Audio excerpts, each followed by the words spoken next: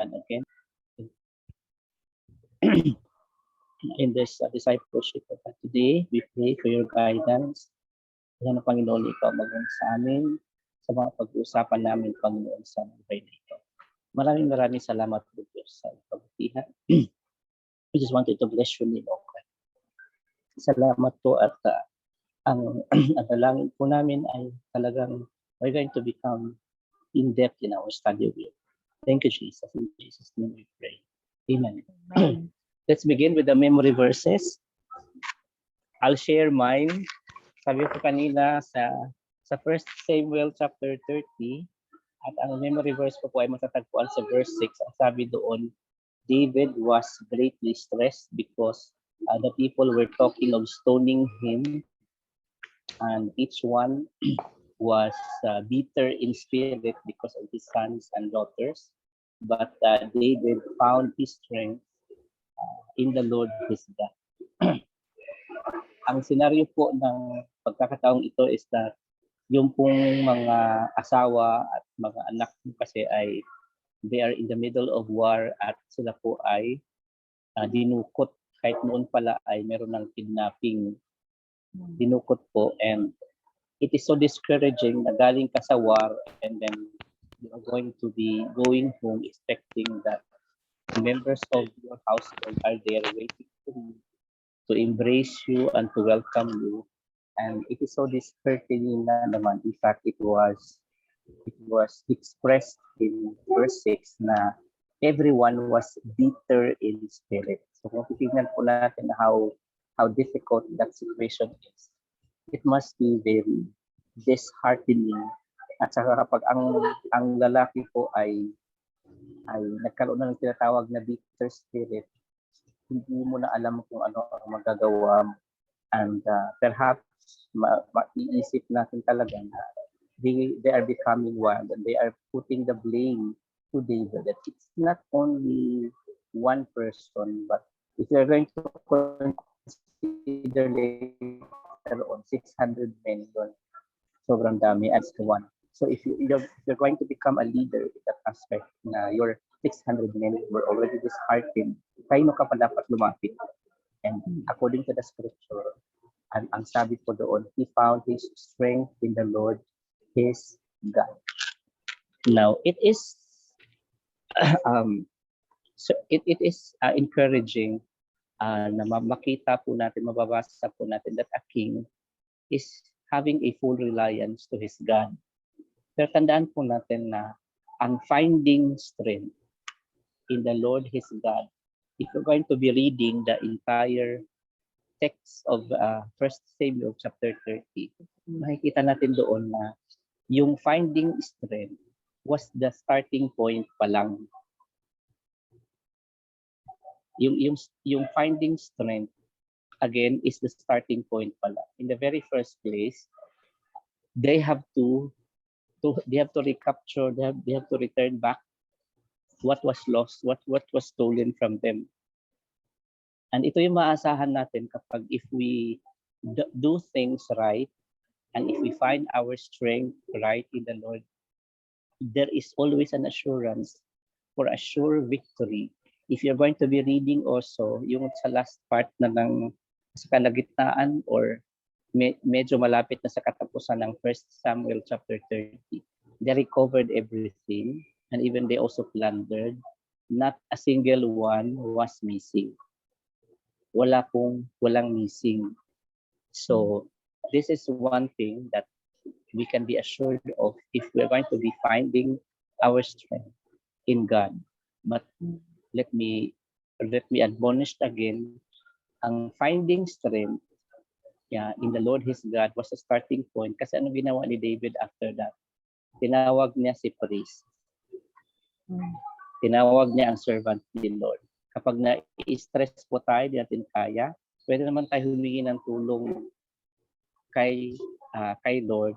And we can also ask rescue from the servant of God. Pangalawa, they inquired to the Lord. Hindi sila gumalaw hanggat walang confirmation kay Lord. And lastly, they waited for the Lord to confirm whether they have to go to battle. So meron talagang direction. So it started in finding strength in the Lord to go on with the mission in the midst of the bitterness of the spirit of those people of all those people na kasama niya. Kaya nga, di ba, 400 lang yung sumama sa kanya. Yung 200 na napili. And one thing also that is so good, walang although may bitterness ang mga tao ni David, makikita po natin na walang bitterness sa kanyang puso kasi who is David to blame about the issue with regards to family. Kaya nga, di ba, pagkabalik nila may plunder, ang sabi ng mga evil person na kasama niya, mga 400 niya. May mga ganun din pala yung kasamahan natin. May mga idea din pala na magsasabi na, ay hindi naman tumulong yung 200 na yan. Huwag yang bigyan. Sige, ibigay na lang sa kanila yung asawa nila at saka mga anak. Ang sabi ni David, no, don't do that. They have to have an equal share because they also did their part. Noong wala tayo, naiwan sila dito at they also did their part na magbantay sa atin. So they also have an equal share. Kaya nga, ang mararanasan natin na ginawang decree yun ni David, yung scenario na yun, because he started with the Lord and he seeks direction in the Lord, even in the midst of him being so distressed and of him being surrounded with bitter people, mga mara. Thank you, Lord. Sister Jo. Ako po, 1 Samuel 12:24. Only fear the Lord and serve Him in truth and with all your heart. For consider what great things He has done unto you. Ito po yung sinabi ni Samuel as parting words. Kasi if you remember, diba doon sa 1 Samuel, yung pati yung pinanood natin, humihiling ng hari, ng leader, ang mga Israelites. Kasi si Nahash ng Ammonites, parang gigirahin na sila. So, instead of going to the Lord, they were asking for a king. And doon na nga dumating si King Saul. Ito yung sinabi ni Samuel, parting words niya na binigyan niya ng historical background. Na-mention niya si Moses, na-mention niya si Abraham. Kumbaga itong mga taong to, ginamit lang naman Panginoon. Pero at the end of the day, it is the Lord who's going to save you and rescue you. Pero dito pinapakita niya sa akin na ito yung ito yung wickedness niyo sa kanyang mga puso. Na you always rely din sa mga leader niyo instead of going to the Lord. So ito yung di ba naghihiling pa nga sinabi pa nga sa amin, hihiling siya sa Panginoon ng rain and thunder para makita niyo kung gaano kayo ka wicked. So dito pinapakita yung even now, di ba Pastor? Even now, it is a human nature. Na instead of going first to the Lord, you go to the first friend, the first instead of going to Him, who is the source of who's going to save you, you always tend to look for somebody else. And let me butt in pala, yung related din yan doon sa Vimmer verse kanina na, di ba kapag ang tao ay so much of the stress, that the different thing among us is that we know where to go. Ang iba hindi nila alam where to go, and that is why they resorted to something that is only very temporal. Go on, Sister Jo. Kaya yun yung nakita ko na sabi niya, only fear the Lord. Sabi, di ba, when you say fear, you have to revere the Lord for who He is. Tapos sabi niya, serve Him in truth with all your heart. And sabi ko, ito yung and consider how great things He had done unto you. Ito yung palaging natin na nakakalimutan natin. Di ba sabi nga, madali tayong makalimot kung ano yung mga ginawa ng Panginoon sa atin. Kaya nga nag-example siya kay Moses, kay Abraham, how he was able to rescue you out of Egypt. It's not because of Moses. It is not because of Abraham. It is because of him, who is God. So yun yung sa akin na memory verse na angkop din sa akin. Kasi minsan, pag inaano tayo ng problema, ang una nating nakikita is kung gaano kalaki yung problema at kung sino yung pwede nating lapitan, di ba? Pero minsan, ang last recourse natin is si Lord. Pero dito, pinapakita ni Samuel na your first recourse or your first go-to should be God. So, yun po. Amen. Amen. Praise the Lord. Just to add something, no, yung patungkol sa distress. Pagka naapektuhan na tayo masyado, no, na-stress na tayo masyado doon sa mga problema natin, ang ibig sabihin nun ay we failed to acknowledge the very presence of the Lord in our lives. Take note, I know na si Jacob, when he is going to be again going to a foreign land from Canaan to Egypt, no, di ba? Yes. Anong assurance ni Lord? I believe as a persona, meron din yung may fear factor din yun. Pero anong sinabi ni Lord doon na promise na I am going along with you. Ay, kasama niya si Lord. Correct. Ay, oo nga. So, kahit sa vision, di ba? Oo. Ibig sabihin po, in this life, or even so applicable sa mga ministry na binibigay sa atin ni Lord, dapat masaya lang, magaan lang dapat, because what we are going to be, our role should be like the one to initiate, but the one who will allow it to grow, allow it to prosper. Si Lord. No, si Lord talaga. Kaya kahit na yung pamilya mo, Sister Jo, just continue to initiate the planting, and then it is the Lord who is going to talk to their conscience, talk to them in dreams. Na kasi kung hindi ayaw na makipag-usap sa inyo, di kakausapin sila ni Lord in dreams. So, gabi-gabi mananaginip sila. Tapos, parang si Joseph na. Bakit? Ano naman ang nangyari? Oo, tatawagin. Wala ka eh. Sorry ka. Tatawagin ka kasi di ba ang si Joseph, ikaw ngayon si Joseph kasi si Josephine ka eh, di ba? Josephine, yes. O ikaw si Joseph ngayon about interpreting that. Kaya siguro ako napoprosect, Pastor, kasi I know how it is to know the Lord Jesus.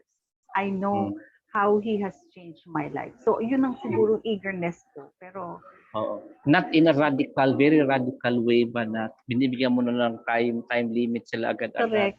I-enjoy mo yung life mo, di ba? Saka hindi naman pwedeng i-win yung buong mundo in just a certain timetable. Kung ano yung maabot, doon tayo accountable kay Lord. Kaya nga siguro itong memory verse ko was God's way of telling me na at the end of the day, it is me who's going to do this.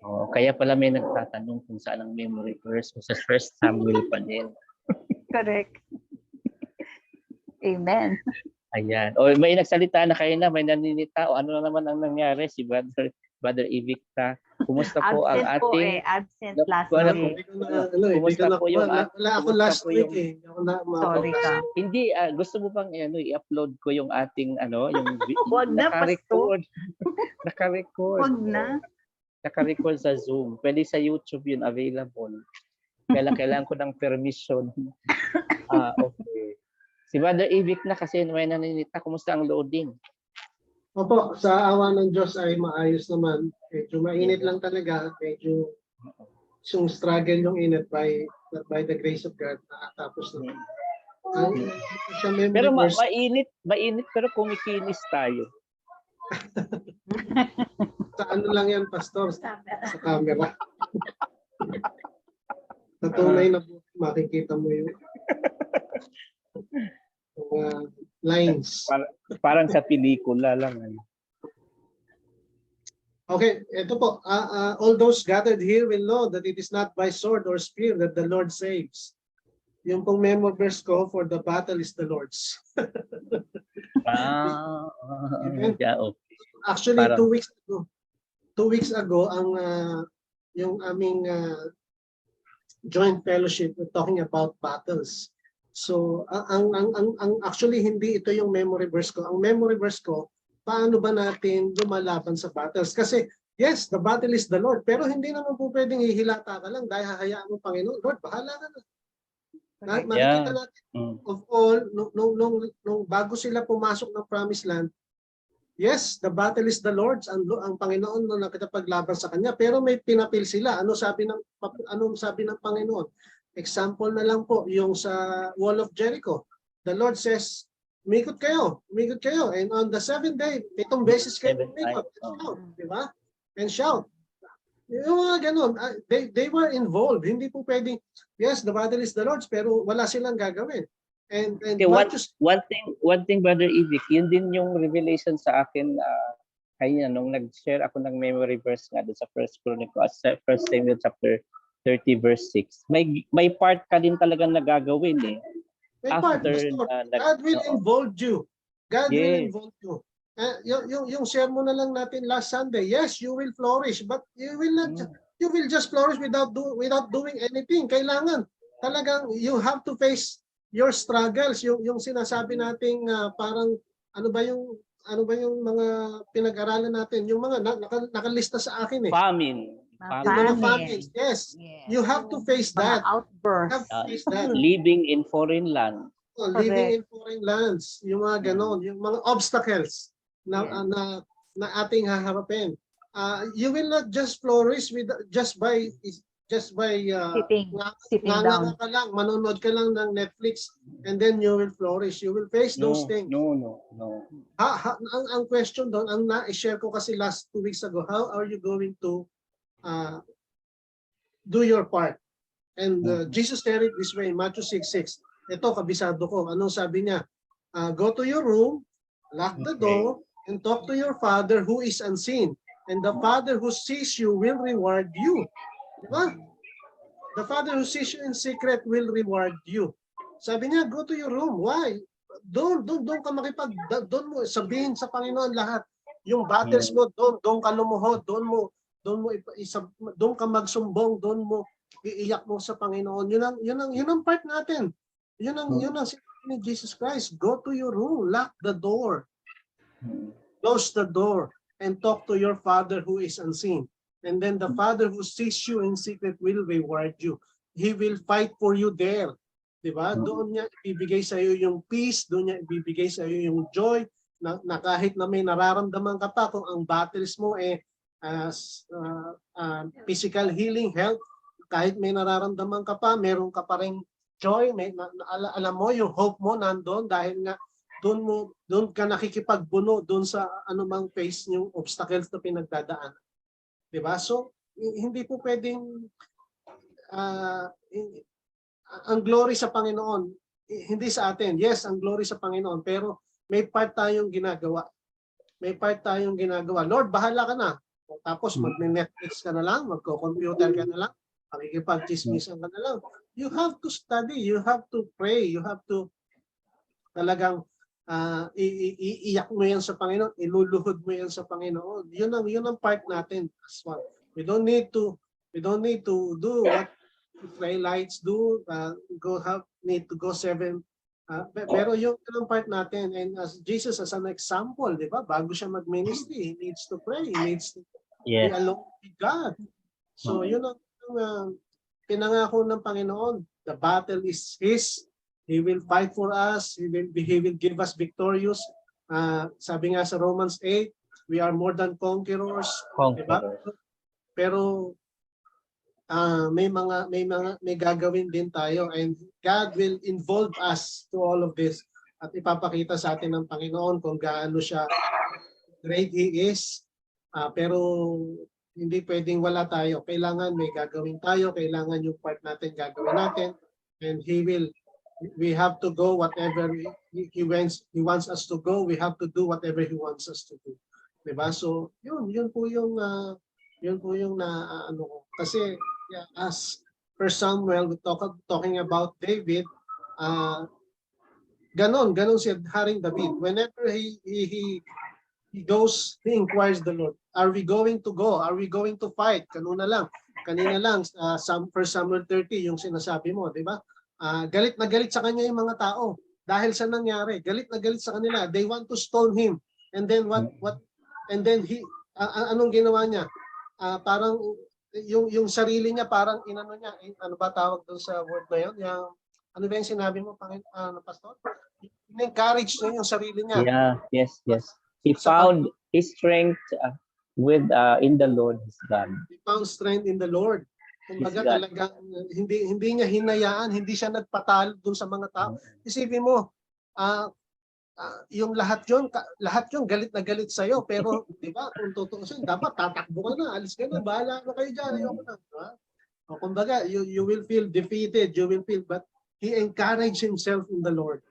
Di ba? So yung mga ganung bagay na yun, how are you going to do that kung hindi ka nagbabasa ng Bible? How are you going to do that kung hindi ka nagpe-pray? Diba? How are you going to do that kung ang alam mo lang na memory verse, for God so loved the world, John 3:16. Meron Diba? So naman. are we increasing the buckets of our wisdom right now by exercising each and every week by adding memory verses? Dapat Oh, yes. meron din tayong diary doon, kasi napaka-sarap Ako, niyang Pastor, I balik-balikan. always, I make it a habit now to write all the memory verse that I have used. Kasi it is personal. It has a personal. Personal talaga. Kaya memory verse kasi personal. Correct. Nami-personal kasi si Lord. Grabe si Lord, nami-personal.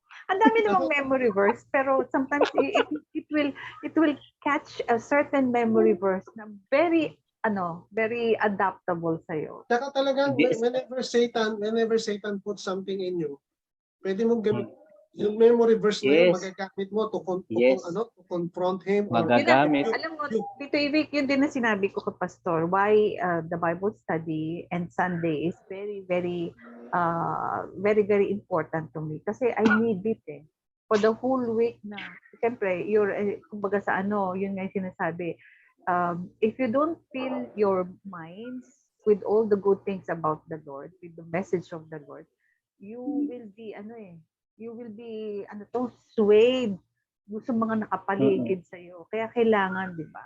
Kaya yun na lang ang Sabi ko nga yung generation, 'di ba, Pastor, yung generation natin is really bombarded by the fake news. Too much.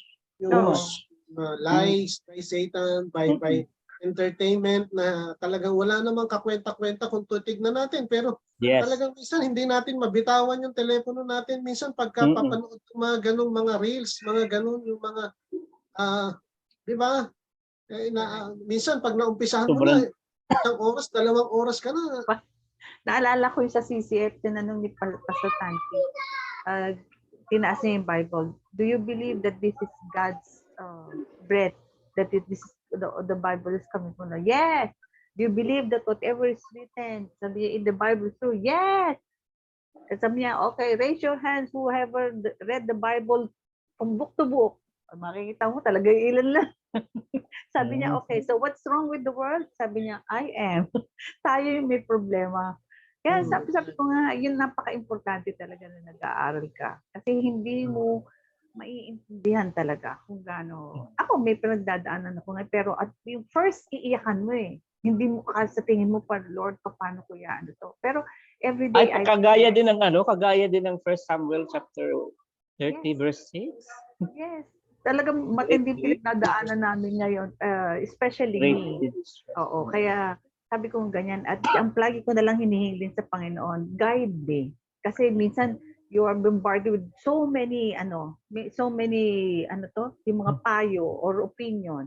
Pero sabi ko ganyan, always guide me. Every day I ask Him. So, by the grace of God, sabi ko ganyan, ang dami mo nang ginawa sa buhay. Sabi ko kaya siguro very personal sa akin nga, for always consider what great things He has done unto you. So, ang dami niya na ginawa sa buhay ko. I don't think that this will ever matter, whatever. With what I have read about the battle is the Lord's, it reduces your stress. No? Yeah. Related din sa Kung alam mo na ganon na Lord, sabi Yeah. mo to eh. Sinabi mo to eh. Yeah. Di ba? So, hindi ko kailangang mag-worry dito. Sabi mo, ikaw bahala. The battle is yours. Ano man ang maging Yeah, true. outcome nito, ikaw ang bahala. Tsaka alam mo kung anong gagawin dito, you know. Di ba? Kasi nagiging stressful lang naman yan pagka alam mo ikaw ang haharap eh. Oo. Exactly. Yes, yes. Ha? Eh kung alam mo na siya yung haharap o siya yung makikipaglaban para sa iyo, well, it will reduce definitely the stress that Yeah. you have, yung worries Yes. mo. Di ba? Oo, para kasi Sister Jo, yan, may personal talaga si Lord kasi. Yes. Amen. Ako, I'm very thankful naman, Pastor, kasi every time, ang bilis, sabi ko, ang bilis nga nasagot kahit sa Bible verse lang. Talagang, kumbaga sa siya sabihin ni Lord, oh, ito ka na naman. Eh, kumbaga sa yung ang bilis niyang, ang bilis niyang ibawi sa akin. Babalikan niya sa YouTube mamaya yung na yun. Yeah. Hindi, Wag isi-share na. ko yung I will na. share the link of the previous week. You Hindi, can, actually, you can watch. Actually, it was too personal for me. Yung question na yon.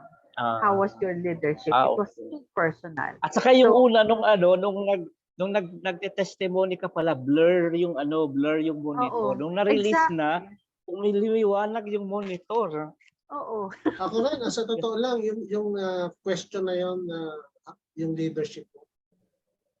Parang marami pang pwedeng sabihin doon. Oo.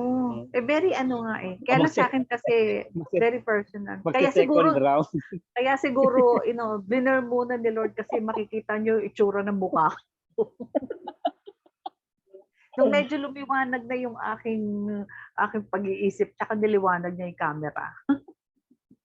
Oo nga, di ba nakita namin yun ni Mr. Fe, malabo talaga nung una. Siguro dahil mayroong singaw ng emotion, di ba? Yes. And then later on, naging maliwanag. Lumiwanag. Sister Pen naman, memory verse, nagtawa ka ng tawa dyan. Sa akin po yung 1 Samuel 16:7. Yung memory verse mo nung last week. But the Lord said to Samuel, do not look at his appearance or I refuses him. Tapos sabi niya, but the Lord, sabi niya ganon, does not sees the man see, sabi niya ganon.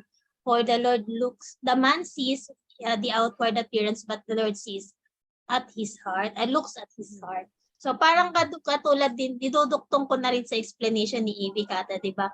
Kaya ka nagko-close ng door para makita ni Lord kung ano talaga yung nasa puso mo. Kung ano talaga yung nilalaman ng puso mo. Kasi kung hindi ka makikipag one-to-one kay Lord, paano niya makikita yung talagang intention mo, yung talagang pinakakaibuturan ng puso mo. Although, kahit naman din natin sabihin, alam naman talaga niya kung ano yung nasa loob. Kaya lang, sabi nga ni Lord, gusto niya manggagaling sa atin. Gusto niya ilalapit natin sa Kanya personally.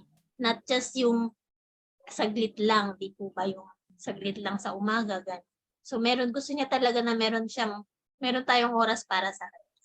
Ayun lang, may lang. Yun lang nakakaano, Pastor eh. Kasi whenever it concerns me, ang bilis sumagot ni Lord. Pero when it concerns my family, sabi ko, ba't ganun? Ang tagal? Parang naiinis. Diba? Kaya siguro, sabi ko, parang ba't binibigyan mo ng time frame? Ikaw nga, binigyan ni Lord ng time frame during that time. So, kumbaga sa I just pray every day and I ask Him every day. Sabi ko ganyan, at your perfect time. So, kumbaga sa Yeah, Brother Ivy, yun pa lang ating sharing last Sunday, pang business model din pala yun, Kung titingnan natin, yung F po ay stands for famine, L, living on foreign land, obscure behavior, Business undergoing not only the circumcision of the physical but also the heart, and then experiencing, ano yung letter R? Was it rejection? Teka lang, Pastor, natin nakasulat sa letter R, and then letter I, inconsistency, and then letter S, sadness, and letter H, haunted by the past. So, talaga namang pang business model siya if you're going to start a business. Before you flourish, You have really You to will experience suffer. all these Yes. things. All this suffering. Yes. Yeah. Siguro by next time may ano po, may part 2 yung flourish. May another ano din, may another meaning na naman siya pero in a positive manner. Siguro when we graduate Kasi puro from the requirement before negative yung binigay mo, pastor eh. Kumbaga sa diin na. Ang tagal naman bago mag-flourish, kailan lagpasan mo muna lahat. Diba? yeah. Okay. I think it's my turn about sharing Yes. the leadership aspect, no? Mm. Siguro ano to, history because I already sense na ako ay tinawag ni Lord 1989, no? Ako'y naligtas nung bumalik ako sa aming bahay dahil ako'y lumayas sa bahay when I was 7. I returned at age 14. At that time, yung stepmother ko na born again na, she was the reason why I was out of the house. But when I came back, she became born again. Kaya, actually dati naman kaming born again na, kaya lang ganito ang buhay, namatay si mama. And she was instrumental why I became a believer. In 1992, binilang, nag-graduate ako ng high school. So, ang bagsak ko niyan, ang punta ko agad, Bible school. Pero I refused. Ayaw kong pumunta ng Bible school. So, na-expose po muna ako sa secular leadership na parang semi-political. Umabot pala ako from city, regional hanggang national in that aspect. And because of that, na-develop sa akin yung tinatawag na competitive spirit. Kaya nung nasa church na ako, dala ko yung bandage na yan, yung competitive spirit that you should always look good, you should always be presentable. Always on top of everybody. In top of everybody. Dapat makita ng tao na mas magaling ka. And then, pinalo ako ni Lord John because serving the Lord, it's not about competition. And up until now, I believe so, it's always by the grace of God. No one really is or can confess that he is already like an effective leader, even by accomplishments. It's all by His grace. Kasi in the very first place, parang si Pablo lang na katagal-tagal din na sa pananampalataya, ang dami niyang na-accomplished. Pero why is it that every day he has to clear his conscience? Because nakakasala siya. Minsan nasusobrahan yung kanyang bibig dahil magaling siya, di ba? Magaling siya makipagdebate, pati kasama sa pananampalataya, dinidebate niya in that way. Kaya di ba mayroon nga silang harsh argument ni Peter, and because of that naghiwalay sila. So in that very aspect, hindi natin ipipoint sa kanila, balik tayo sa atin. There are still many things currently the Lord is still dealing in terms of attitude. Kasi in the very first place, naiinis din ako. In the very first place, affected din ako sa mga comments nung maraming tao. Although may konting control na, pero yung hindi maitatagwa sa mukha mo, sa expression mo, na naiinis ka talaga doon sa mga komentaryo. And right now din po ay yung nandun pa din yung aspect ng buhay ko na parang yung timidity na aspect na yes tayo nagtatawanan tayo kahit kilala ko na kayo, pero pag may stranger na hindi ko na yan, wala akong parang voluntarily nakakausapin. So I'm still in the making, yet when the Lord will able, ang commitment ko na lang is that, Lord, sige, gawin natin, samahan mo ako. Yun naman din ang something na so far ay nabago na. Yung wala nang, kapag nandoon na yung leading ni Lord, hindi na tayo mag-hesitate. Go na nang go. So I am still in the making, And I'd like to seek an apology also for all of you kung is there is something na parang offending from my side, or is there something na nakita nyo na na-offend kayo. I'd like to apologize if there is something. Kasi ano yan, baka hindi sinadya or baka naging familiar lang ako masyado sa inyo. Or na-overlimit na din yung familiar. Parang si Samuel yung nagsasalita. With- Di ba sinasabi niya rin? Eh, kayo magsabi kung meron akong nagawang masama, kung meron akong ginawa. Parang ba With regards to the family po, so far, I also had a struggle with relating to the kambal during the first 10 years. Struggle ko yan. Pero nung na-overcame na din a bit later, kasi by prayer na hindi mo na kailangan pwersahin yung anak mo na i-recognize ka, kasi it will be seen in your gesture that you care at mararamdaman nila.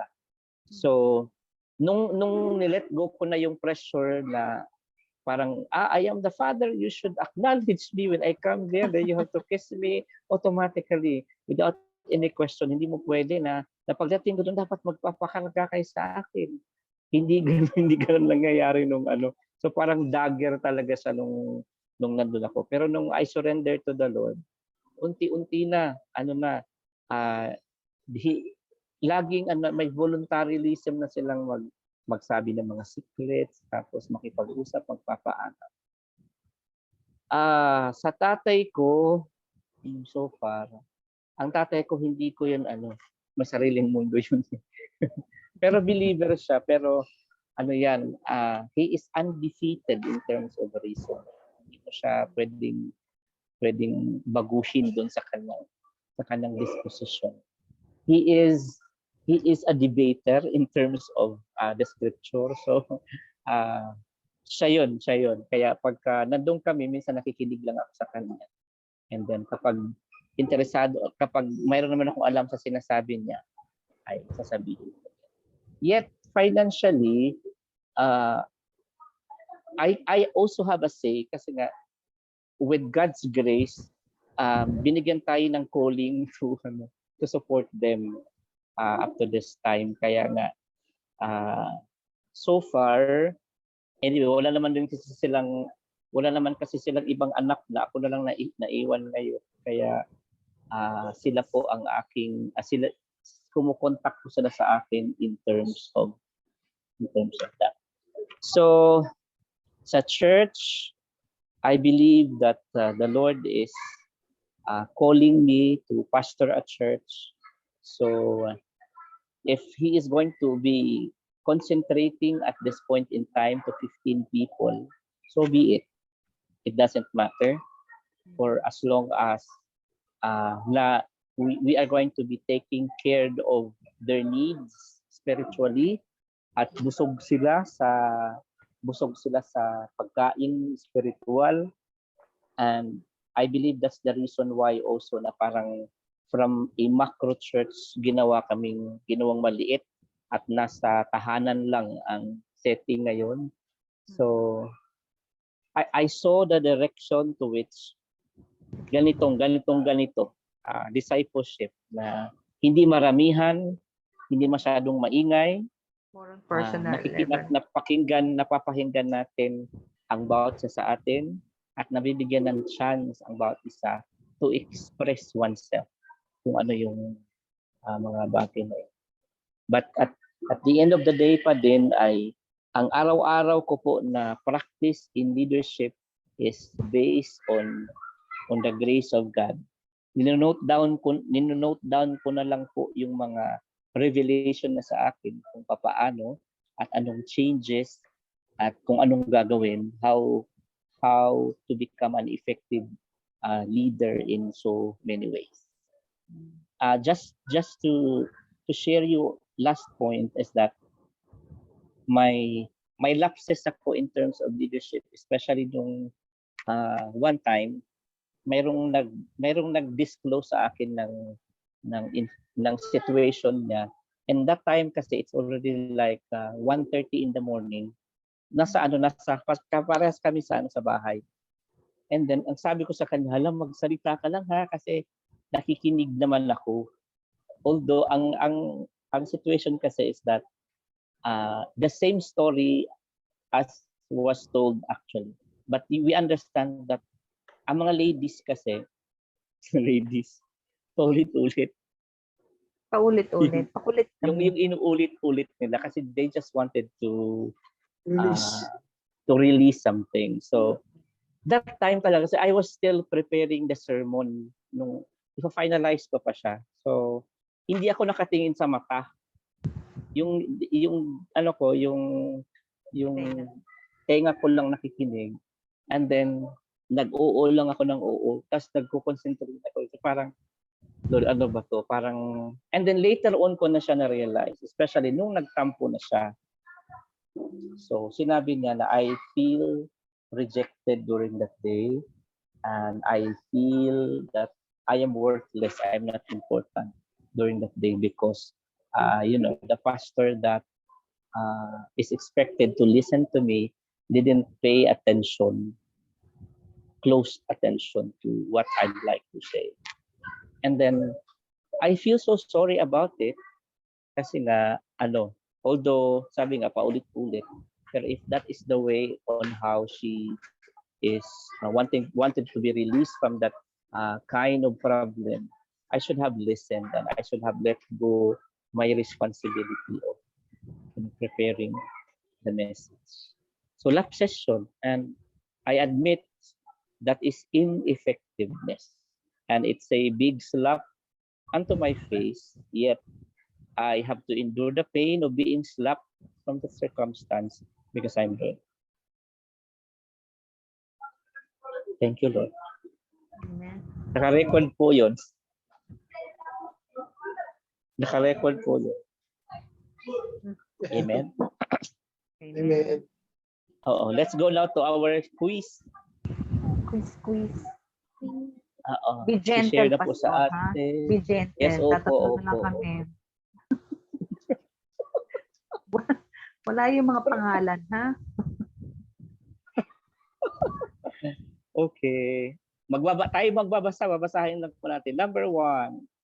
Presently, this place is now located in Nigeria, in the southern part Where of Jacob Europe. reached the space towards the sea of sacrifice to his father. Sasagot mo. Oh, Okay. answer. Ha? Ano sagot Ay, mo? Answer. dilipad ka. O ano, pide na ko. Ha? Anong answer po? Boy po Bo. ako. Bird sacrifice. Parang baby boy. Press please. Yes. Ay, Ay, ko. hindi. Boy. Sige pa. Dalawa yan. Dalawa yan. Teka lang po, ayaw. You. Ayaw. Yes. Yun. Letter B. Ah, Okay, tama. Okay, next please. Number 2. Ano ba? after the name change, After the name change, and Pastor passed it declared to Jacob as Jacob and others Israel. Mahaba yung ano. Apologetic why Jacob is called Jacob and Israel. sandali, ang liliit ng mga sulat. Oo nga. Ang haba naman yun, Pastor. Babasin. All the names. Sandali. Hindi ko makita. Hindi ko makita, sandali, ha? Alam mo, Basahin ko sa'yo. pag 61 ka na, wala na eh. If you're not Okay. okay. Okay. That's okay. The most is the towards the people representing the problem. Yan pa. Di ba ko? Letter B. Di. Letter Anong C sagot? ako. Di Sa po. C ako. Ha? Dog po, dog. Okay. Ang sagot po ay Wait lang po. Anong sagot? Teka lang. Baga lang ano. po. Ha? All of the above? Mali All ako. of the above. Apologetics. Kasi nga 'di ba makikita po natin na minsan interchange yung pangalan ni Israel sa ni Jacob. Pero ginagamit pa rin, ano? Opo, nabago na nga yung pangalan na Israel, pero later on, na ano na naman, ginamit na naman Oo, I am Jacob. the So God of bakit? Abraham, Isaac, and Jacob. Yeah, oo. Kasi, ganito yan eh. Hindi ibig sabihin na binago na yung pangalan mo, ay hindi ka na pwedeng tawagin sa dati mong pangalan. Siguro, ang ano nga, yung very appropriate nga din na interpretation doon, ang Israel is covenantal name, yung relational name. Kaya Pero yun yung ang sinabi ko. Jacob, pero yung Jacob, ano siya, Jacob in the sense that, ano yun, it speaks of history. Parang ikaw, pastor, kahit Pastor Jun ka, Simplicio ka pa rin. Tama. So, both historically at saka both transformationally yung ginawa kay Jacob. Okay, thank you. Next please, number 3. Number 3, what would be the appropriate meaning of God's promise to Jacob in Genesis 46:4, which states that I will go down to Egypt with you and I will surely bring you back again. Joseph's own hand, close your eyes.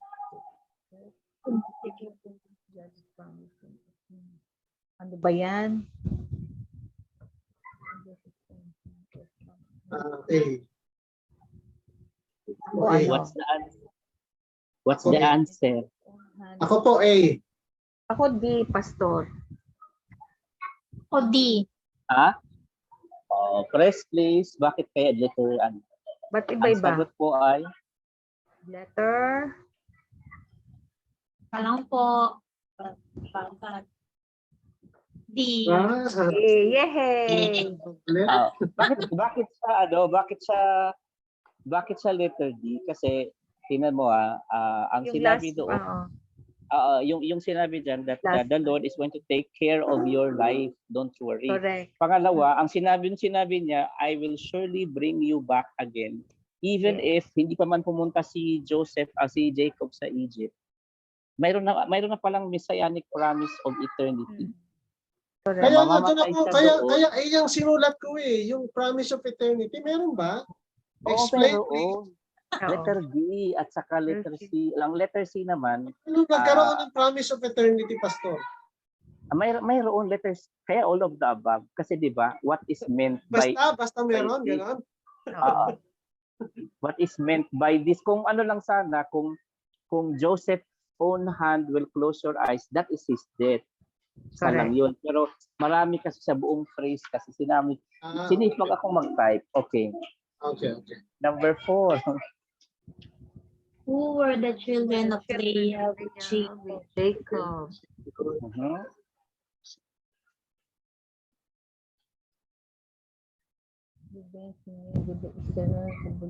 B. B. B ako. Okay. Breast please.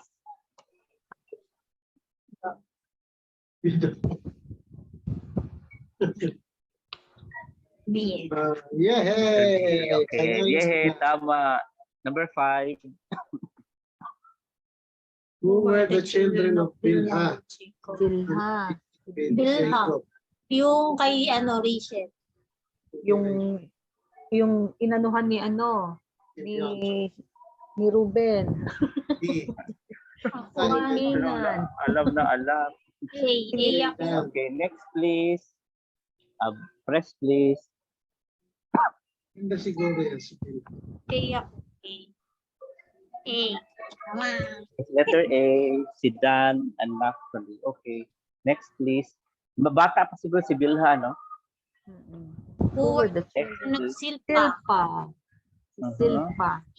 C ako. Ay, sorry. Ay, The letters. Ano Hindi ko po? naman nakita. C. God and Ako. Asher. Okay, letter C, God and Asher. Okay. Next, obviously, number next is very easy. Who were the children of Rachel? D. Very easy. Ay. Letter D. Ang hirap ha. Ang hirap pa. Next, para madagdag lang. Number 8. Ako? Pastor, ano yan? Yan ang question? Okay, number 8. Okay, saglit lang po. Yan ang ang sagot. gagawin po natin Ay, teka, sorry. Handay lang, Yan. balik lang. Ito picture Sige. muna. Picture muna. Ayan.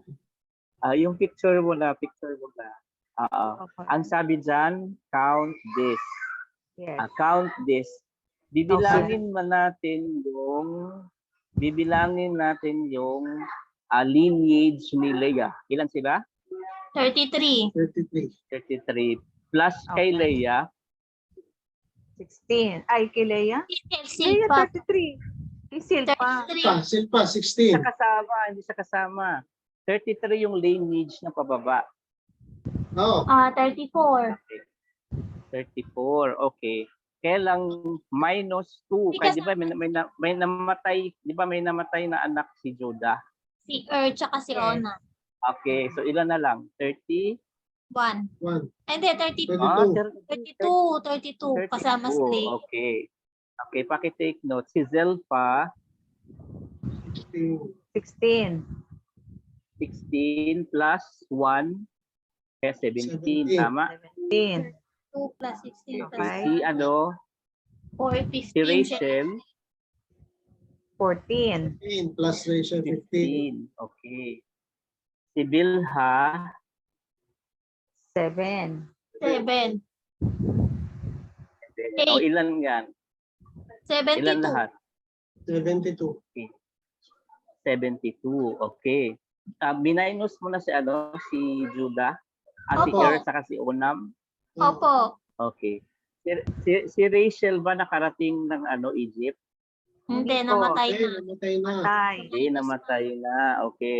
So minus 1. 21. Yes. Okay. Tapos yung anak ni Matayo ngayon? Okay. Saglit lang po. Yung anak ni si Joseph ba, dalawang anak niya kasama ni Jacob na nag-travel from Canaan to Egypt? Hindi. Ilang i-minus? Minus Isa, two. Joseph. Ilang i-minus? Isa. Si Joseph. Si Joseph, Oh, isa, so 70. Mm-mm. Hindi, meron pang dalawang anak ko. May dalawang anak eh. So, Eh di ano, 3. ilang i-minus? 3. Kasi si Joseph, patay na. 3, tama? Opo, 3, 68. tama? Hmm. Ay, 69. hindi. 70 na nga yun, di ba? Tapos minus Minus 3. 3. 67. 67, tama ba? Hmm. Tama ba ako? 67? Dito na. Dito na kami. Tama ba? 70 minus 3. 67, Pastor. 67, tama. Okay. Press, please. Question. What are the possible I just effects? mentioned the number 56, but in Genesis, who went down to Egypt? May Okay. choices Genesis chapter 46 verse 26. Ha? May choices po ba to? Ini-next ko? Mayroon po saglit.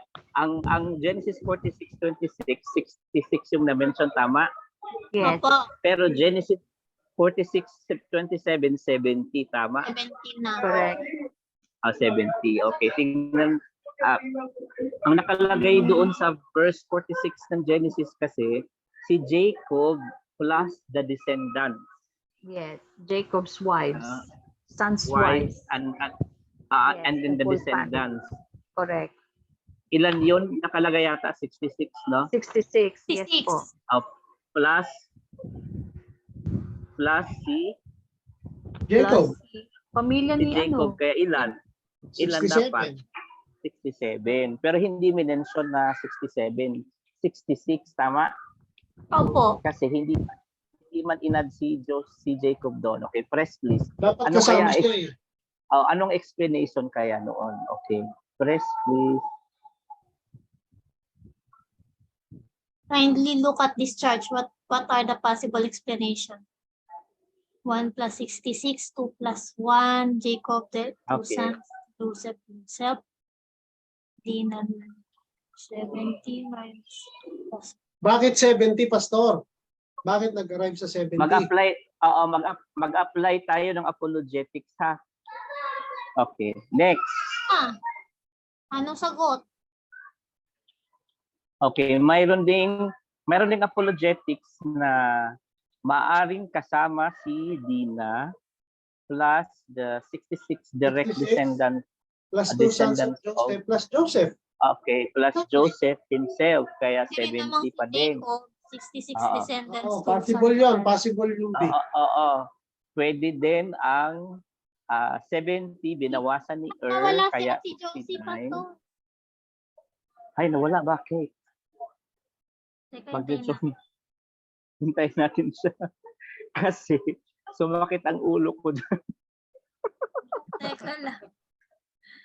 Jacob Kasi plus sa, direct descendants. okay, Two sa sons. Book of Acts, 7, Oo. 69.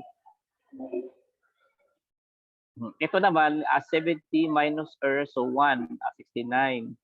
60. Mali yung A, Pastor. Kasi sa A, 67, nakalagay na yung nakalagay na yung Jacob. Tapos sa huli, Mhm. nakalagay pa yung Jacob himself. Eh di mali na yun. Joseph. Joseph himself. Joseph. Nawala ako. Hindi yan. Possible. Ay, ano nangyari? Teka namin. Biglang nagtumigil po. Sagot ko dyan. Ah, Walang di above. okay. Okay. Kung gagamitan po natin ng apologetics po, it could be all of the above. Kasi wala man pag sinasabi kasing silent ang Bible about the exact yung sino yung nakasama doon sa 70 kasi bakit nagkaiba ng na may 66 tapos may 70. So pag ganyan, we can apply apologetics which is nearly in the truth of itself. Maaari nating gamitin yung explanations A, B to C. Okay. Meron pa tayo ano Ay, po? sorry po. Yung kasi doon sa nabasa ko, sabi kay Leah 7. Okay? Tapos yung yung kay Leah pala, total 33 yan kay Leia.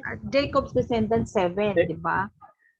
Yung dyan sa Leah, sa Padam-aran, sabi niya. Tapos yung kid, kasama si Dina, all in all 33. Tapos sabi niya ganyan, yung kay Silpa, 16. So 7 plus 33 is 40. Tapos yung kay Silpa is 16. So 56. Tapos sabi niya yung kay Rachel, 14. So 70. So Hindi 56. matutulog yan si Sister Josie. Walang yaka, Izzy. Kasi hanggang pag hindi nagja-jive sa akin, Pastor, nahihilo ako. Sabi ko nga dito, total 66. Sabi ko siguro kaya inad yun kasi yung pamilya ni Joseph, di ba? Nandun na sa Dalawang, sa Egypt Ang next week sa aalamin niya yan Oo. pagdating ng BS. at saka dalawa anak niya, sa- tapos yung asawa niya. So 66 plus 4 is 70. Di ba? Kasi nakipagkita sila, hindi naman sila all the way from Canaan eh. Di ba? Sinundo nga sila ng chariot na pinadala ni Joseph. So, alam yun ang na 70. dapat pala isinama natin yung chariot. Yes. So, di ba hindi kasi counted ang ang babae na parang sa side na nung mga anak ni Jacob. Pero nakalagay doon, Pastor Jacob's sons and sons' wives. Diba? Wives. So, sinama niya na yung Pero mga yung asawa. the counting of the 33, hindi siya sinama na doon kung titingnan mo isa-isa. Anyway, Malamang at saka sa meron pang Book of dyan. Acts din po, sa Book of Acts, sinabi ni Stephen, 75 daw. May sumamang 5. Mga Oo, marites. may sumamang 5 and perhaps yung counting ni Stephen is based dun sa Talmud na 75. Pastor. Perhaps may mga historical narratives na may anak pa talagang iba si Joseph doon sa Egypt kasi nga 'di ba nabuhay man siya 100. Oo. Except for 17 years, he stayed there. Yes. Yes. And si Jacob na nag-stay ng 17 years. So this time, i-consider muna natin ng all of the above. Basta mahaba ang tanong, all of the above ang tanong.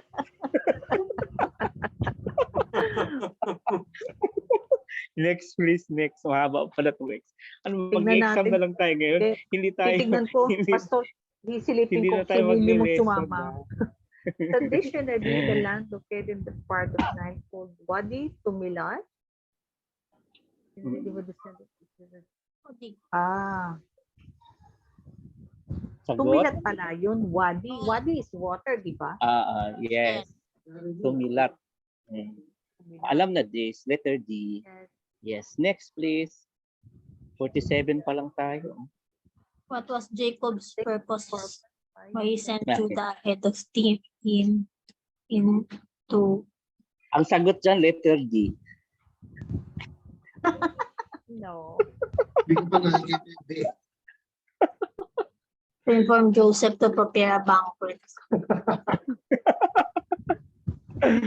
What's the answer? Judah ahead of this. B. Letter Boyako. C. C. B. The answer is letter C. Letter C. Get Letter direct. C. Kaya Wala pinadala pang ni si waste Drew. noon. Wala pa. Wala pa ang GPS. Correct. Okay. Letter The C. real occupation Tama of naman. Jacob. Para ano yan. To get a direction para mag-banquet. Next, Correct. 11. C ako, C. Okay. The answer is Ate, ang sagot mo. Kakaiba naman, pastor, carpenter, Ulit? blacksmith, mason. Sa construction. wala nang ibang maisip na choice. Okay, Yes. letter C, shepherds. Number 12. Presented. How old was it? No. Yes, Yeah, yes, po, B. yes. B. E. D. B. B. Okay. Correct, letter D.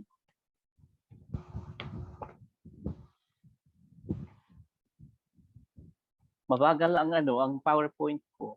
Opo. Part Which of is the- specific part between that's the descendants. Okay. Next. Ay, hindi ko nabasa to. Hindi ko nabasa yan. Pastor. Hindi mo nabasa. E ako, C. Mrs. Okay. The correct Ayoko answer is letter C. Hindi ako mag-guess. C. Letter C. Okay, number 14. Since the people people money gone due to the separation, Joseph what was Joseph's requirements or to only not for them to even. Okay. After the money, it is C. letter.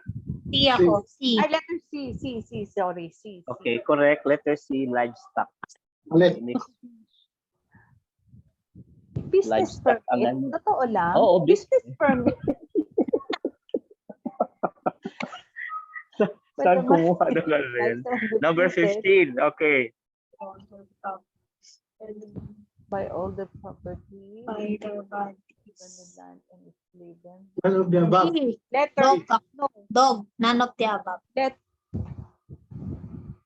Pero ano, di ba? Hindi naman enslaved eh. Pero their land. Ate. Hindi pwedeng buy all their property. Letter D. None of the above. No. No. It's Buy okay. all their land, buy properties. Yeah, buy of their land Oo. and they are buy their land and enslave them because naging slave na sila eh. Yung mga yung mga Wala na silang ari-arian eh. Oo, wala na. So binigyan Wala na lang nang sila pera. ng Oo, Correct. pinatataniman Ilang yung portion na na. lang po, di ba? Yung 1/5 sa Ay, alam na Eh, one yun fifth later on. Yun yung later on. Yung may mga ano pa, di ba binigyan niya ng binhi? Binigyan sila ng binhi pero hindi na Correct. nila pag-aari yung lupa. Hindi na nila Parang- pag-aari. Correct. Parang tenant na lang sila doon. So they are becoming slave. Okay. letter. Letter A. Next. Nagbalik ka na. Dalawa na mali ko. Number When the 16. money... Ay, mali pala. Sagot. Teka lang po. Next. Ay, sinabi ko na. Letter D ang sagot. Ay, hindi. 1/5 eh. 150, the 20, 1/5 20%. 20%. and 80%. Opo. So letter C is the answer. Okay. May fraction, may math. Oo nga. Okay, next. How does Ano? oh, D ako, letter D. D. Dog. Dog, No, dog. letter D is correct. Huh? Number Hindi ka 18. sumasagot ah. Number 18. What unusual oath? Declare an oath by placing good of hand B. under- Letter B. B as in what? Letter Yes, B is boy. correct. Letter B is correct. Unusual nga naman yun. Oo. Boy, sabi ni Pastor. Oh, letter B. Okay, next, 19. Tradition nila yun eh. Oo, traditionally, Even say, because they have di ba to, kay Abraham? Yeah. they have to swear on the seed. Jacob. Letter Right B. hand. B ako, B. Pray. Letter B is It's correct. friend. Yes. Number Friend. 20.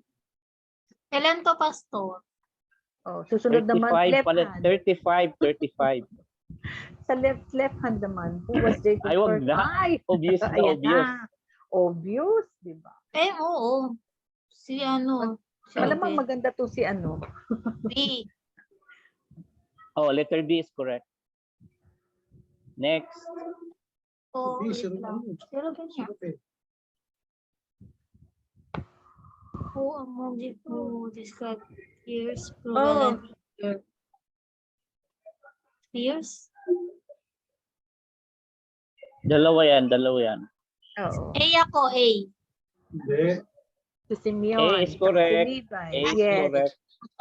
correct. Because they were the one leading yata nung sila ay Pagkamatay. nakapagyera sa Isang Shechem. buong ano.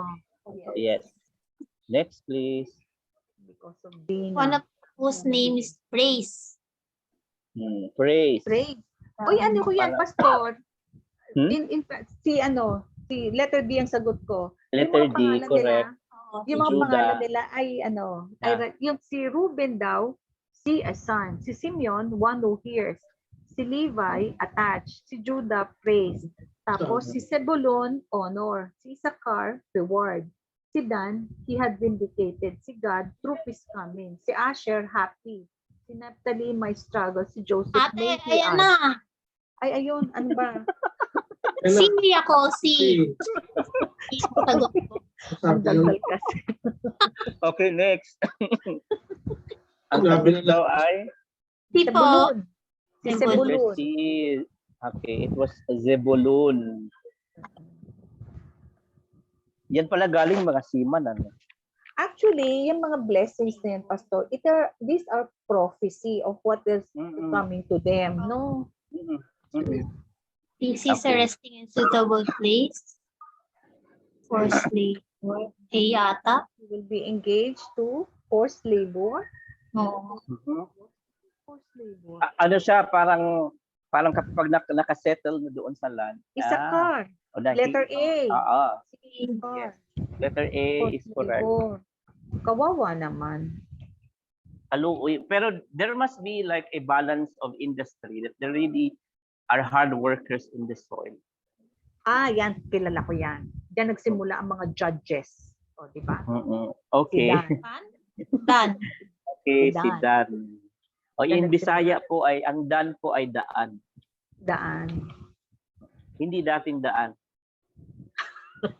Patay na yun, Pastor. Fundrators that Please.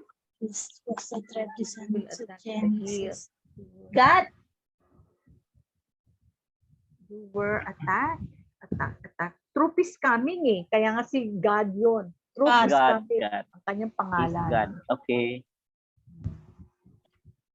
So, God. Mabagal talaga yung aking PowerPoint. His food Na is pala wala rich, na mga drama-drama na ganyan. King. rich and delicacy. Was Ayun. like this. Delicacy. HRM to, HRM. Ano Si ba? Asher. Si Okay, Asher. bagay na bagay, no? Bagay na bagay. Hospitality Asher. industry. Oo, nag-a-asher. Asherette. Okay, number 28. He's like a doe. Naphtali. Yan. Doe, a deer, a female deer. Naphtali. Yes, si Naphtali. Ah, Letter A. It's Naphtali. Wala nang naiwan eh. Naphtali. Oh, wala na siya na lang nakain. Nauubos na eh, nauubos. Fruitful vine si Benjamin. Yes. Ay, hindi. Hindi. Si ano? Si, Joseph. Oo, si Joseph yan. Yung kapatid niya. Okay, kasi hindi, correct. oo. Oo. Parang hindi naman tayo nagki-quiz na nagkukwentuhan lang tayo. Number 30. Ravenous Wolf. Si ano Ravenous yan? Wolf. Si Ravenous Wolf. Benjamin. Yeah, Pero- he is. He is. Pero, pero meron naman bawi. Ravenous Wolf, pero ano naman? May Oo. bawi naman sa kanya. At saka dahil Ravenous Wolf siya pala anak. Mm-mm. Dami niyang anak. Dividing. Marami yung ano niya, descendants. Nakadami siya. At least, Next. yung ano, what you call Asian method for serving? Embalming. Si Okay. Balmin. Okay. Ano lang siya, temporary lang. Temporary. Yes, correct. Many days. Next. Mourn. Letter D. 70. Alam na alam. Next. Inabot yun, binasa. Okay, 32. 33 na. Buried in a place of Macpela. Macpela. Macpela. Tama, Kaya- Kela, alam na yan. Talagang pina-swear, tapos dinala doon. Correct. Nag-annual leave din sa si Joseph sa Egypt. Abel Nag-oath lang siya Misraim. na pabalik. Correct. Abel Misraim. Misraim. Alam niya. Misraim yan. Letter B. Okay, correct. Lastly, Alam ko.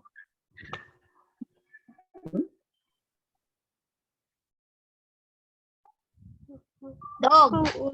110. When he died, okay, it's letter dog. Oo, Yeah, letter 110 D. years. Dalawa lang ang mali, no? correct. Hindi. Dalawa lang pa. Okay, praise God. So, the next part of our lesson po ay we're going to be just watching a video for 30 minutes lang, Second and Samuel. then we will end, and then ituloy po natin siya by next meeting. So, mag-ready po tayo for our screen sharing dahil tayo ay Naku.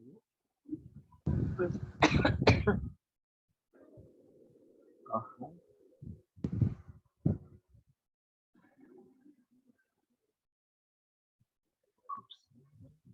Second Samuel. of Samuel shape his book? How did he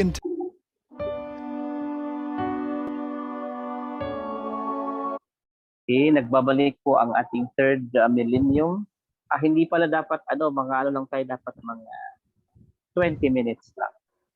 Introduction lang po tayo ng first the book of Samuel. May sound po kanina? Meron po. May sound.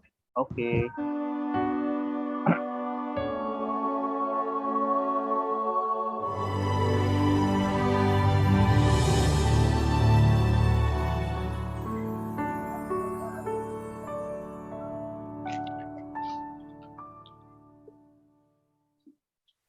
At one time or another, most of us have known leaders who set out to do great and noble things, only to end in failure. When this happens, we're often left wondering what the future holds. In many ways, this is what happened to ancient Israelites who first received the Old Testament book that we now call 1st and 2nd Samuel. They'd been told that King David's royal descendants would secure their nation and spread God's rule to the ends of the earth. But as time passed, David and his house failed, and many in Israel were left wondering what the future held. Led by the Spirit of God, the author of Samuel admitted that David and his descendants had brought many trials to Israel. But he wrote his book to reaffirm, in no uncertain terms, that David's house would still bring great blessings to Israel and spread the kingdom of God throughout the world. This is the first lesson in our series on the Book of Samuel, and we've entitled it An Introduction to Samuel. In this lesson, we'll see how our book first called ancient Israelites to continue to hope in God's promises to the house of David. And we'll also see how it encourages us to place all of our hopes for the future of God's kingdom in Jesus, the great, perfectly righteous Son of David. Before we move forward, we should acknowledge that today, nearly all Christians refer to this part of the Bible not as one book, but as two. So it may seem strange at first to speak of the book of Samuel. But the works of Origen in the 3rd century and Jerome in the 4th century confirm that 1st and 2nd Samuel were originally one undivided book. It was probably first divided into 2 books to fit the limitations of ancient scrolls in the ancient Greek translation of the Old Testament known as the Septuagint. As far as we know, the first Hebrew text that divided Samuel into 2 books was published very late, sometime in the early 16th century AD. For these reasons, we'll follow the ancient Hebrew practice and speak of the book, not books of Samuel. We'll refer to our book as 1st and 2nd Samuel only as we cite particular chapters and verses. Our introduction to the book of Samuel will divide into 3 parts. First, we'll explore the background of our book. Who wrote it and when? Second, we'll look at its overarching design. How and why was Samuel written? And third, we'll consider the book's Christian application. What does this book mean for us today? Let's begin with some basic background issues that are essential for understanding the book of Samuel. We'll concentrate on 3 features of the background of our book: its authorship, the date when it was written, and the circumstances of God's people at that time. Let's look first at the authorship of Samuel. Following the testimony of Christ and his first century apostles and prophets, Christians rightly believe that the Holy Spirit inspired the book of Samuel. So this portion of Scripture has divine authority over all of God's people throughout the ages, no matter who wrote it. But at the same time, the Holy Spirit inspired a human being to write this book so that it addressed the circumstances that he and other ancient Israelites faced in their day. The more we understand about this human author, the better we'll be able to grasp not only why God gave his people the book of Samuel, but also how God wants us to apply it to our lives today. To explore the authorship of Samuel, we'll begin with ancient traditional outlooks. Then, we'll summarize mainstream modern critical outlooks. And lastly, we'll turn to a number of recent evangelical outlooks that will guide us in this lesson. Let's consider first the traditional outlooks on our book's authorship. Traditional ancient Jewish and Christian positions on the authorship of Samuel are represented in the Babylonian Talmud, a record of traditional rabbinic commentaries and teachings. In a series of questions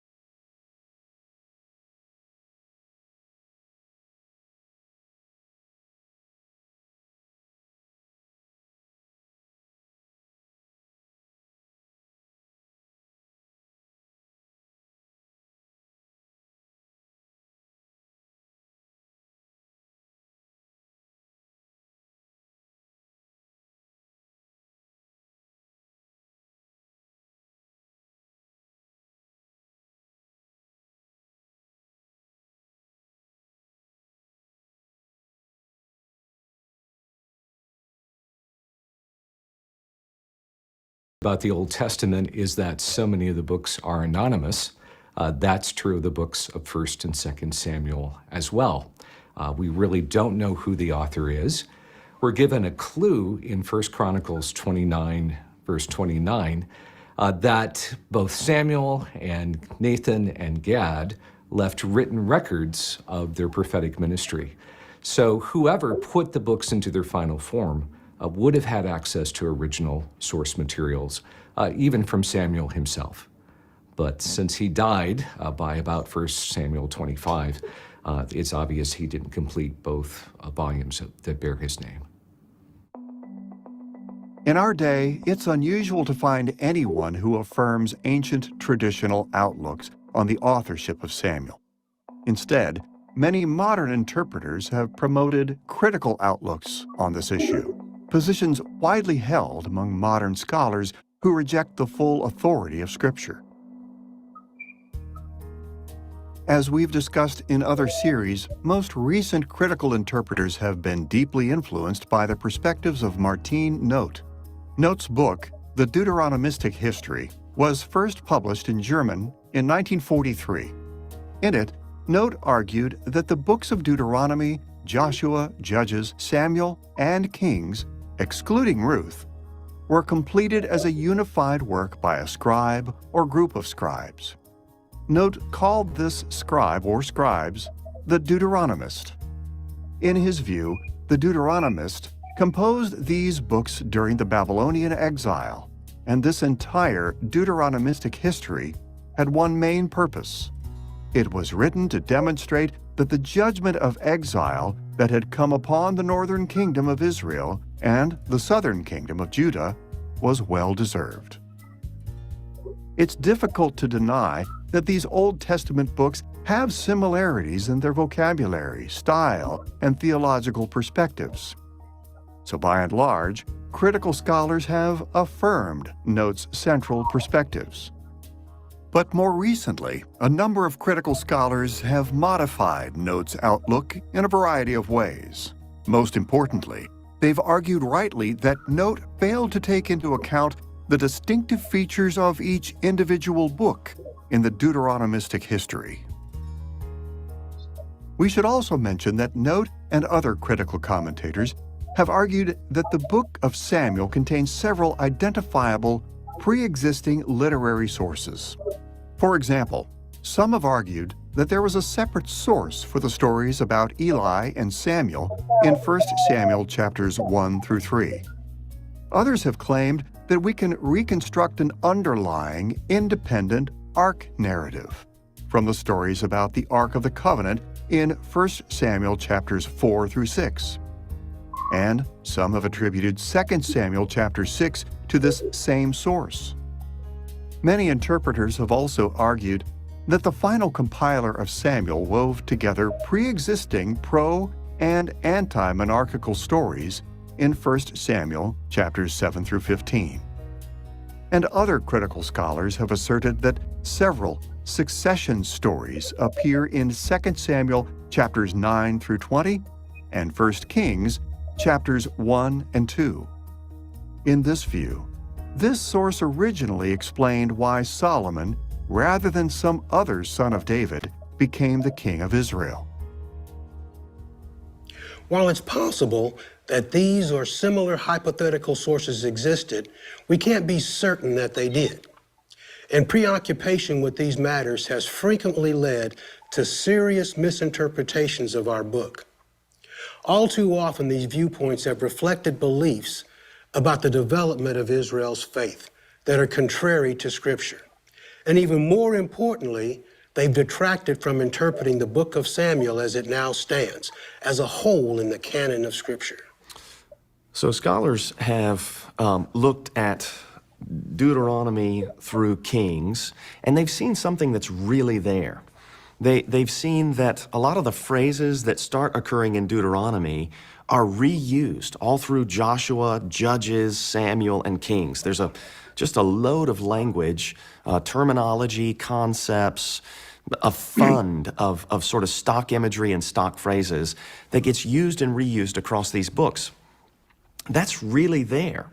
The question is, how do we explain it? A way to approach the material that actually abides by and holds to what the texts themselves claim for themselves would be to look at this material and say, well, the book of Deuteronomy claims at a number of places that Moses is responsible for this material, and then these other texts, they all attest to the profound significance of Moses.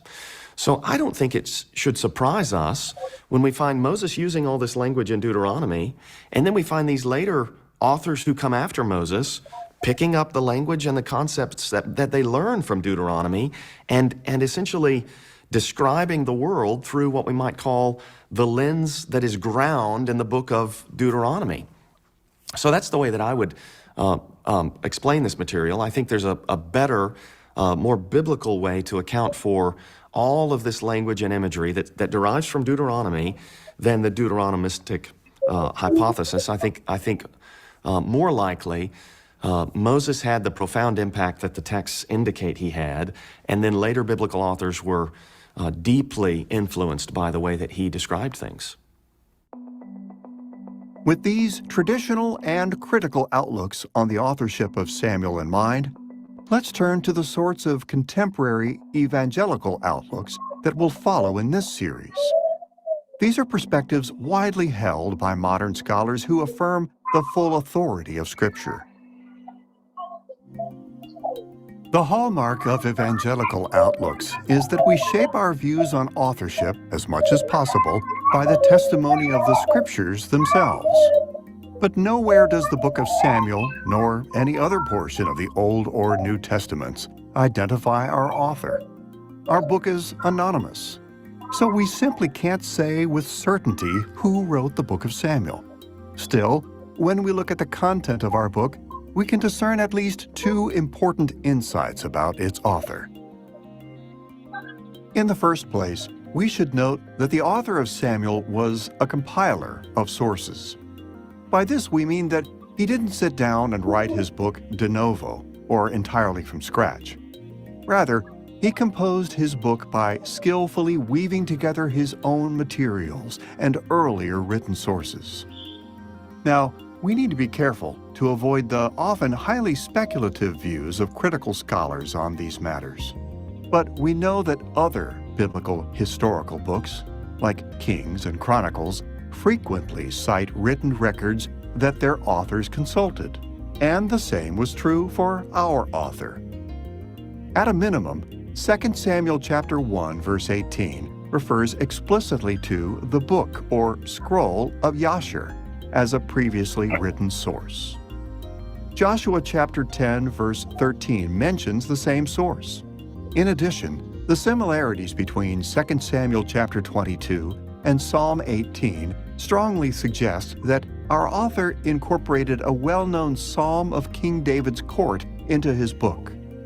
Moreover, the title that introduces 2 Samuel chapter 23 verses 1 through 7 as The Last Words of David indicates that our author drew from pre-existing official records of David's court.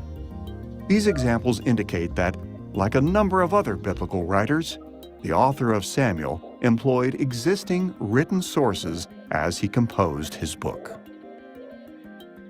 Knowing that our author compiled various sources is important because it affects the interpretation of Samuel in a number of ways. For instance, it helps us understand several literary qualities of the book of Samuel. When we read our book, it's difficult to deny that different passages represent significantly different literary styles. At least some of this stylistic variety probably resulted from our author drawing from different sources. More than this, his use of sources also explains why the storyline or plot of our book often doesn't flow as smoothly as we may like. At times, our book appears quite disjointed. The use of sources also helps us understand why the book repeats similar materials on occasion. Beyond this, our author's reliance on written sources clarifies certain temporal references that appear in our book. On at least 7 occasions, the book of Samuel mentions that certain circumstances continued to be true to this day. As we've seen in other series, this same expression occurs in the books of Deuteronomy, Joshua, Judges, and Kings. And in some of these instances, such as in 1 Kings chapter 8, verse 8, the expression "to this day" clearly refers to the time of an earlier source, rather than to the time of the book's final composition. For these and similar reasons, as we study the book of Samuel, we must always keep in mind that our author edited and incorporated previously written materials into his book. In addition to acknowledging that the author of Samuel was a compiler of sources, we can also be confident that he was a leader in ancient Israel. We know that our author was no ordinary man simply from the fact that he had access to written materials like scriptures, the book of Yashar, and royal court records. In ancient times, these kinds of texts were reserved only for high-ranking nobles and Levites. So, our author was most certainly among, or in direct service to, the leaders of Israel in his day. Our author's social status provides us with some important expectations as we explore the book of Samuel. For instance, it soon becomes evident that our author was a leader of Israel writing for other leaders of Israel. He didn't write his book to be read directly by the average individual Israelite. Literature was not widely published and distributed in ancient Israel. And even if the scrolls of Samuel had been widely available, most Israelites wouldn't have been able to read them. It was the task of nobles, Levites, elders, and other leaders to become familiar with his book and to disseminate and apply its contents to the lives of ordinary Israelites. Beyond this, the fact that our author was a leader writing for other leaders also helps us appreciate the national interest of his book. Now, the book of Samuel certainly dealt with the kinds of challenges ordinary men, women, and children faced on a daily basis. But as a leader in Israel, our author was primarily concerned with national, political, and religious issues facing Israel as a whole. And we must orient our interpretation of his book toward these kinds of issues. Having looked at the authorship of the book of Samuel, we should turn to a second dimension of its background, the date of its final. Okay, let's end muna tayo doon sa ating, hanggang doon lang muna tayo, and the next meeting will be the date.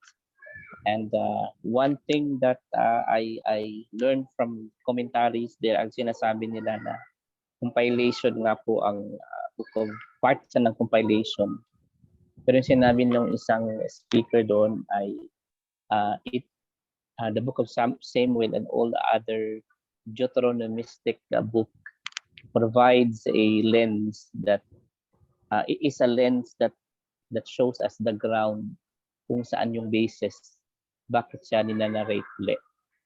So although ang authorship ay walang direct point, pero traditionally sinasabing si Samuel, and since namatay na po siya ng 1 Samuel chapter 25, it must have been God and Nathan, or similarly baka po yung mga scribes.